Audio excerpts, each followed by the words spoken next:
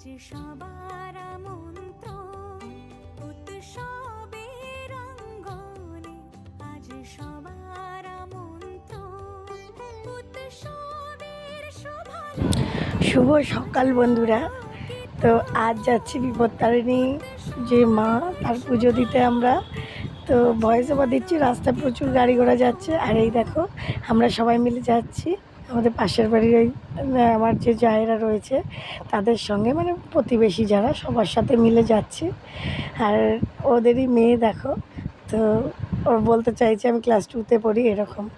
তো সবাই মিলে যাচ্ছি আমরা পুজো দিতে আমাদেরই গ্রামের মন্দিরে, সিদ্ধেশ্বরী মায়ের মন্দির।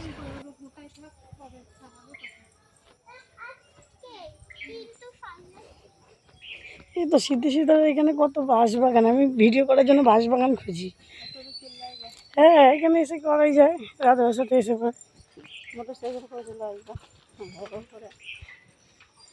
সব ভিডিও করতে গেলে যেতে হয় আর কি।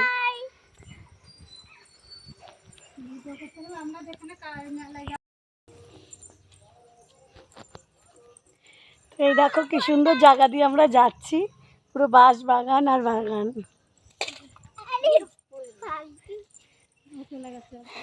দেখো দারুণ জায়গা, দারুণ।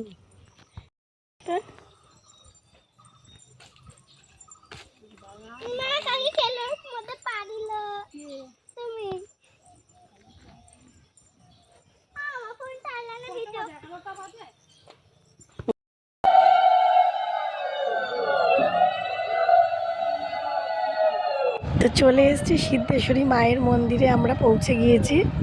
আর এই দেখো কি সুন্দর চাতাল, ঠান্ডা চারিদিকে পরিবেশ, মানে এত ঠান্ডা। এই প্রথম আমি এখানে এলাম, কারণ আমরা পোড়ামাতলাতেই যাই, মানে আমাদের এখানকার নবদ্বীপের পোড়ামাতলাতে। আজকে এবছর আর কি এখানে প্রথম এলাম। আচ্ছা, আমি এখানে সুতো পাচ্ছিলাম না। এই যে দিদিভাইকে দেখলে, এই দিদিভাই ওনার বাড়ি থেকে নতুন সুতো ছিল আমাদের দিল, কিন্তু এখানে ভেবেছিলাম সুতো পাওয়া যাবে, সুতো পাচ্ছিলাম না। আর এই সুতোই তো মেন 13, এই যে আমরা দেখো পাকাচ্ছি। তো এই দেখো 13 বার এরকম পাকিয়ে নিতে হবে, 13 বার করে তারপরে সেই লাল সুতো দুব্বো, এই দেখো দুব্বো দিয়ে বেঁধেছি। এই দেখো আমার একটা ফুলের সাজি, দুব্বো দিয়ে বেঁধে হাতে বাঁধতে হবে। এটাই হচ্ছে মেন। এই লাল সুতোই যদি না পাই তো পুজো দেবো কী করে। তারপরে ওই দিদিভাই জোগাড় করে দিল। আর এই দেখো ঠাকুরমশাই এখানে পাঁচালি পরে পুজো দিচ্ছে আমাদের সাথে, মানে আমাদেরকে দিয়ে পুজো দেওয়া করাচ্ছে। এই দেখো, আর এখানে মায়ের ঘট পাতা, এখানেই পুজো হচ্ছে। তো খুব শান্তি করে পুজো দিয়েছি, জানো তো, খুব শান্তি করে।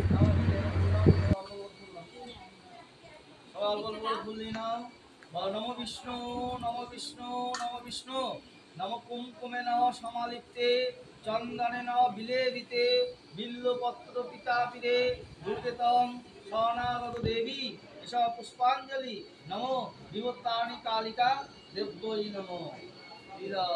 আবার নাও, সব ফুল আবার নাও, ওখানে ফুল নাও, সব ফুল নাও। নিয়েছো, বলো নমো বিষ্ণু নমো বিষ্ণু নমো বিষ্ণু নম এষ সচন্দন পুষ্পাঞ্জলি নমো বিবত্তারিণী কালিকা দেব্যই নমো। আবার নাও, সব ফুল নাও, ফুল নাও, ফুল নাও, ফুল নাও। বলো নমো বিষ্ণু নমো বিষ্ণু নমো বিষ্ণু নমো কালী কালী মহাকালী কালীকে পপহারি ধর্মকাম পদে দেবী নারায়ণী নমস্তে এষ পুষ্পাঞ্জলি নমো বিবত্তারিণী কালিকা দেব্যই নমো। দিদা হাত জোড়ে সব প্রণাম করো।